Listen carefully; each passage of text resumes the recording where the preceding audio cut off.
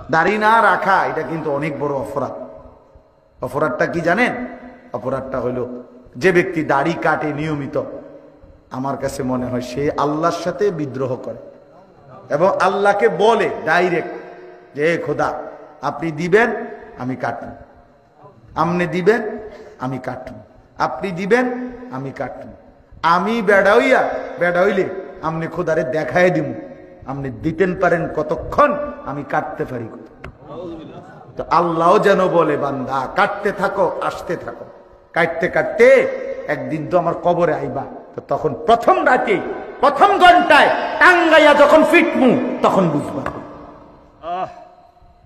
মাতবুরি ছুটাই দেব তোমার প্রথম ঘন্টাতে দেব, কবরের প্রথম ঘন্টা। হাত্তা তাখতালিফা আদলা, আল্লাহর নবী বলেন কবর যখন প্রথম মিনিট নাফরমানকে কবরে একটা চাপ দিবে, তো ডান পাশের মাটি বাম দিকের মাটি ডান দিকে, মানে ডান পাঁজরের হাড্ডি ভাঙ্গা চুইরা এই পাশে চলে যাবে, এই পাশের হাড্ডি ভাঙ্গা এই পাশে চলে যাবে। এক মিনিটে নাফরমান সোজা চুরচুর হয়ে যায়। না, অহংকার করো না, মাতবরি দেখাইও না।